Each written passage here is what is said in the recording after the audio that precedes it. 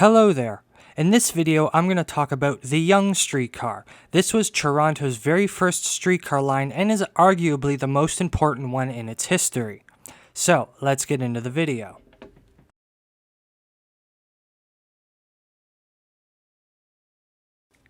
The origins of the Yonge Streetcar begin in the mid-1800s. Yonge Street itself dates back to 1793 when it was commissioned by John Graves Simcoe as both a military road running from the town of York to Lake Simcoe, as well as a way to ensure the town of York's future growth would occur in a westward direction. The town of York at the time was centered on what is today the intersection of King Street and Frederick Street.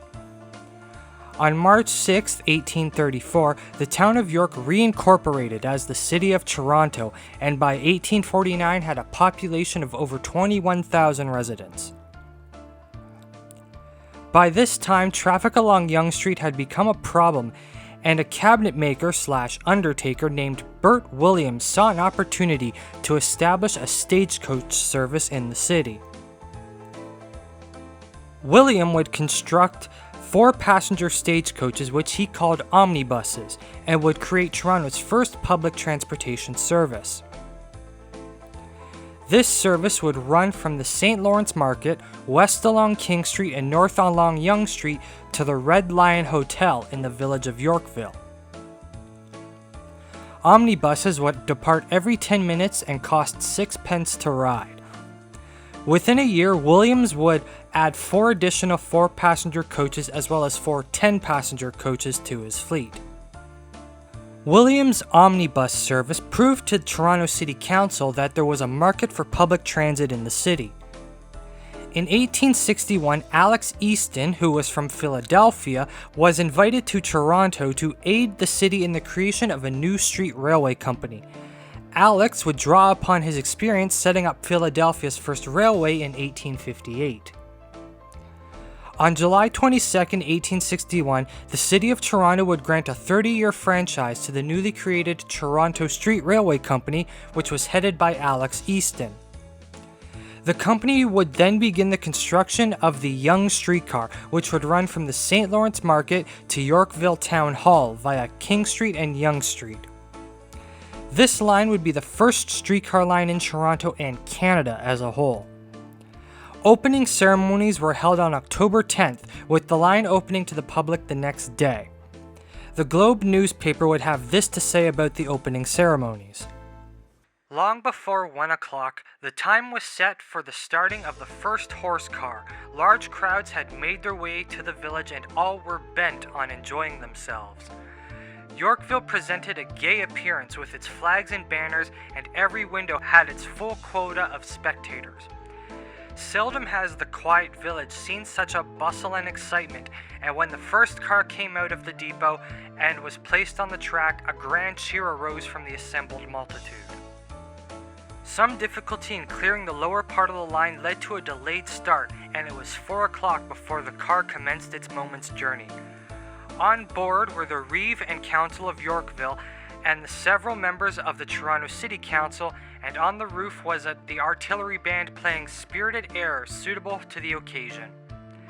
It was planned that only civic dignitaries and other invited guests should participate in the first trip, but a general rush enabled a large number of others to obtain seats in the next 3 cars, and they held them in spite of every remonstrance. After proceeding a few hundred feet to Bloor Street, the first car ran off the tracks, but several passengers soon had it back in place. This occurred several times with all the cars, but the passengers treated the delay as a joke, and the crowd were always ready to give a shove or a lift to keep moving. As the cars passed down Yonge Street, the citizens who lined the thoroughfares cheered the advent of the new system of transport, and the members of the Independent Fire Company turned out en masse in front of the Engine House No. 2 at St. Lawrence Hall. The national anthem and 3 cheers for the Queen welcomed the appearance of the cars, which were thereupon started on their return journey, though the rough state of the road prevented their returning continuously during the evening as had been intended. The TSR would directly compete with the Williams Omnibus Company and would undercut him by offering a 5-cent fare, which was the mandated maximum by the city, compared to the 6 cents to ride the omnibus. As well, the TSR's horse-drawn cars would run along tracks which offered a smoother ride in comparison to the road-bound stagecoaches. Williams would widen the axles on his coaches to make use of the TSR's trackage, however this would all be for naught, as he could not outcompete the TSR, which had more money and the support of the city. Because of this, Williams would sell his assets in 1862 and return to his prior businesses. The TSR would go on to construct more lines, including one along Queen Street. This route would be interlined with the Yonge Streetcar. For a brief time, the routes were interlined, and it would run from Yorkville Town Hall to the St. Lawrence Market. From there, the line would then double back on itself and follow King Street to Yonge Street, and then to Queen Street. The line would then travel west along Queen Street to Dundas Street, which is today's Ossington Avenue. This route would not last long, and eventually the Yonge and Queen streetcars were split back into separate routes.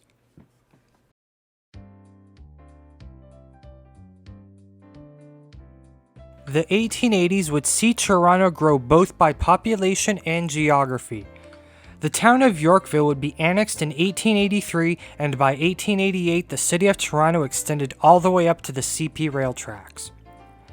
In 1885, the Yonge Streetcar would be extended north from Schollard Street to a Y at the CP rail tracks, by what is today North Toronto Station. North of the CP rail tracks, development continued, with multiple villages springing up and others consolidating into towns. The city of Toronto, however, had no obligation to serve these areas beyond its borders, and so another company would pop up to fill in.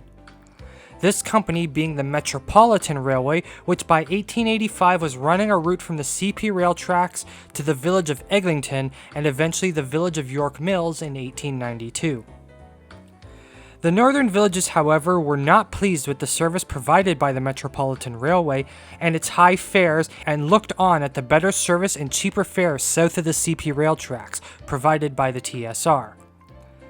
At some point after 1873, the line was extended south from King Street to Union Station to address the growing passenger traffic there. During this time, some Yonge streetcars would operate to the St. Lawrence Market, while others would head to Union Station. This arrangement would be used until 1891, when the Yonge streetcar's route was changed to have all cars run to Union Station. In May of 1891, the Toronto Street Railway's 30-year franchise expired, and for a time the city would attempt to run the network, although they would eventually back out, as the city did not have the expertise to run the system and expand it the way they wanted to.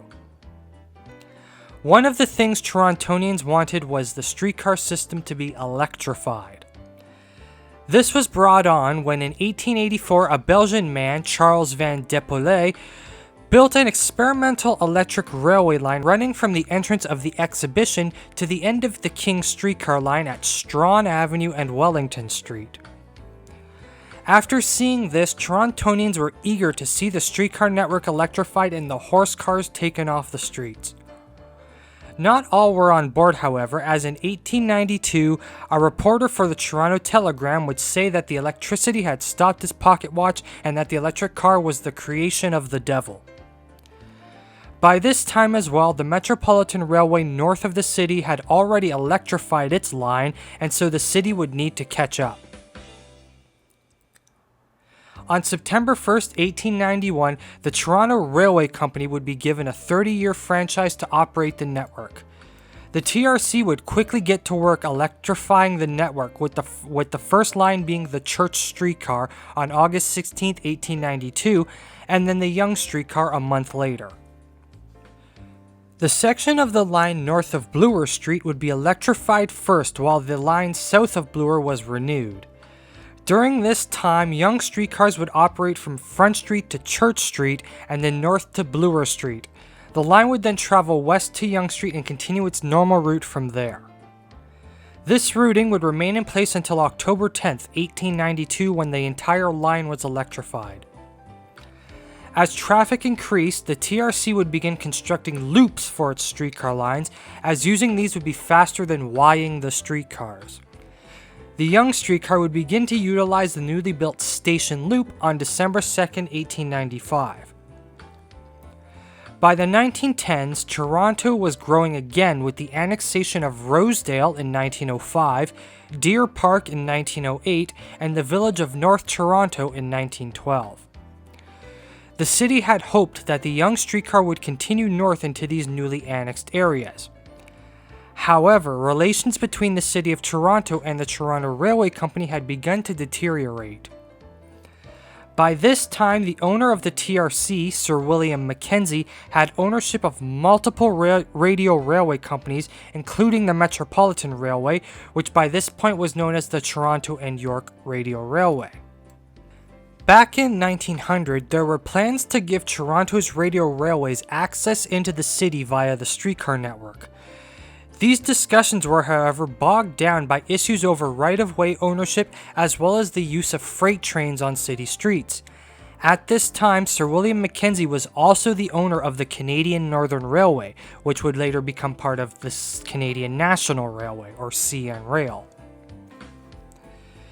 The TRC by this time was also firm in its conviction that it would not extend its service into areas beyond that defined in the original 1891 charter. This would be upheld by the courts as well.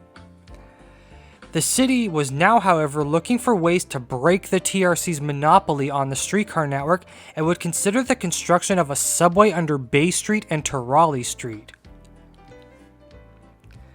In 1915, Tommy Church would be elected mayor of Toronto, and let's just say he really disliked William Mackenzie. First, he would cancel a tentative deal between the city and Mackenzie that would see the city purchase some of Mackenzie's utilities, citing the terms of the deal as being too generous. On June 25, 1915, the operating charter for the Toronto and York Railway would expire within the city of Toronto. With this, at midnight, Mayor Church would personally lead a work crew carrying pickaxes, shovels, and crowbars up Yonge Street to the now former Toronto and York Railway line and begin tearing it up from the CP rail tracks to the city limits at Farnham Avenue. Mayor Church had the support of both the media and the public during this whole event, although passengers transferring from the radio railway to the streetcar would now have to make a half-kilometer walking transfer because of this. This would be slightly mitigated when the Yonge Streetcar was extended north to Woodlawn Avenue. This would reduce the walking transfer to only a block.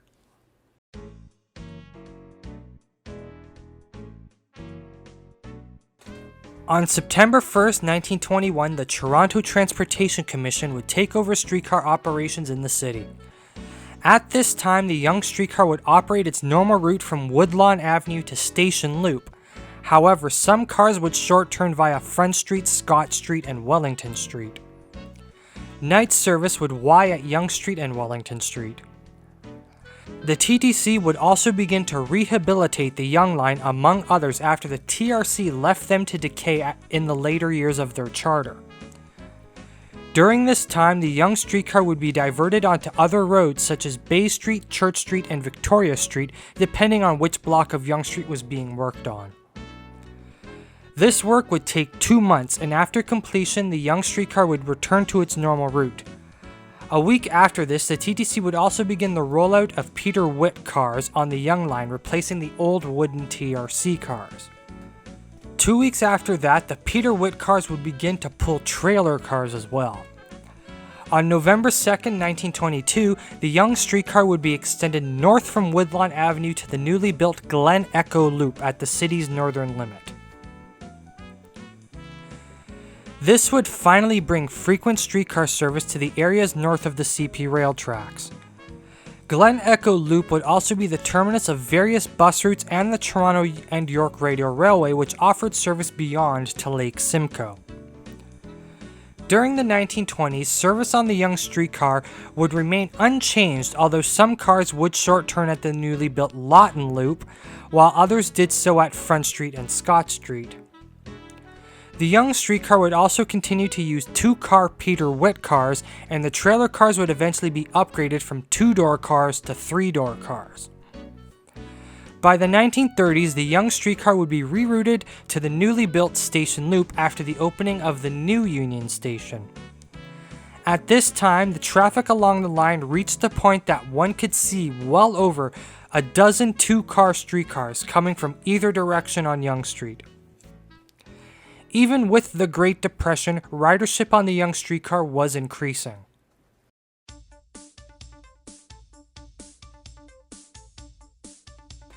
With the start of World War II, streetcar use in Toronto would only increase further as gas and rubber were rationed. At this time, it became clear that the system as it currently existed would not be able to handle any more growth. The Yonge Streetcar was at its limit. The TTC would propose 2 streetcar subways to remedy this issue, one under Queen Street and one under or parallel to Yonge Street. The line under or parallel to Yonge Street would see streetcars running underground from a loop at Union Station under Bay Street and beyond to Bloor Street. The line would then jog east under Ramsden Park and continue north, coming to the surface just north of St. Clair Avenue. The line would also have branches to connect with the Bay and DuPont streetcars as well. The city, however, rejected this proposal, citing it as too complicated, but requested the TTC consider and resubmit a new, simpler proposal. This would come in 1946 when the TTC submitted a new plan which would see a streetcar subway under Queen Street but a Chicago-style heavy rail subway under Yonge Street. This subway would run from Eglinton Avenue to Union Station. This plan was put to a referendum on January 1st, 1946 and passed by a ratio of 9-1. The Yonge Streetcar by this point was carrying around 14,000 passengers per hour, so replacing it with a subway was the common sense idea. Even though the city was now going to build a subway under Yonge Street, the TTC would overhaul the Yonge Streetcar one last time, as the line was still important and needed to be in peak operating condition. The first hints of what was to come would occur on August 17, 1949, when the Yonge Streetcar was diverted along Wellington Street and Bay Street due to surveyor work. For the next couple of years, diversions would be the name of the game on Yonge Street, as the construction of the subway would force the Yonge Streetcar off onto other streets at various points and times during its construction. Tracks would be temporarily laid on Alexander Street and Maitland Street to allow access to Church Street north of College Street. The TTC would return the Yonge Streetcar to its normal routing during the Christmas season as a means to help out the businesses along Yonge Street, which were taking a beating from the subway construction. At this time, the Yonge Streetcar operated out of Eglinton Car House. However, construction of Eglinton Station complicated matters. In order to address this, the TTC would lease some land from the Toronto Harbour Commission and construct the temporary harbour yard. The line north of College wasn't affected by the construction of the subway at first, since the Yonge subway veers to the east side of Yonge Street north of College. However, the line would be briefly diverted via Eglinton Avenue, Mount Pleasant Road, and St. Clair Avenue during the construction of a short segment of the subway between St. Clair Station and Davisville Station. One more diversion would occur on September 15, 1953, when the TTC moved 2 Gloucester subway cars from the exhibition where they had been on display back to Davisville Yard via the streetcar tracks. The first car derailed on a temporary track between Yonge Street and Davisville Yard. This would force the Yonge Streetcar onto Mount Pleasant Road. The second subway car would be stored at Lawton Loop until the TTC could move it on the morning of September 16th. The Yonge Streetcar would be changed one last time on September 28, 1953, after Station Loop was closed. The Yonge Streetcar would now loop via Front Street, York Street, and Wellington Street. On March 7, 1954, streetcar service north of Eglinton Avenue would be abolished. The TTC did consider retaining the Yonge Streetcar north of Eglinton Avenue after the subway opened. However, it was decided instead to convert that portion of the route into a trolley bus. On March 30th, 1954, with the opening of the Yonge subway line, the Yonge Streetcar would be abolished, ending 93 years of service. The tracks along Yonge Street would soon after be torn up. Service on the 27 downtown bus would start soon after, with that route running from Wellesley Station to Front Street. This route would eventually be merged with the 97 Yonge bus in 1987.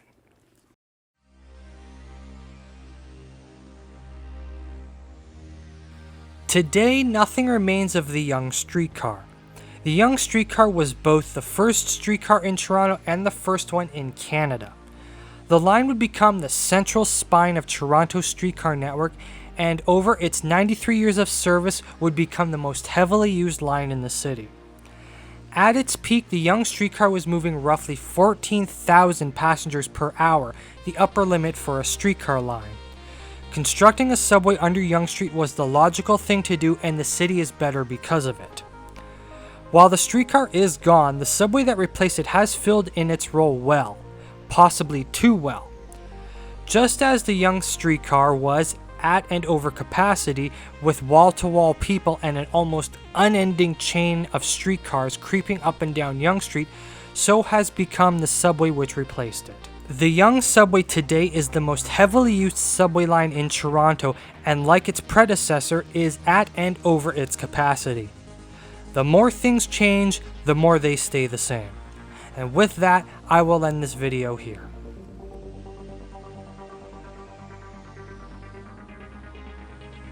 Thank you for watching this video, and if you enjoyed it and want to see more like it, please hit that subscribe button because there are more videos like it on the channel and there are more videos like it on the way. If there's anything you want to say about the Yonge Streetcar, don't be afraid to do so in the comments section down below. And with that, I'll see you in the next video.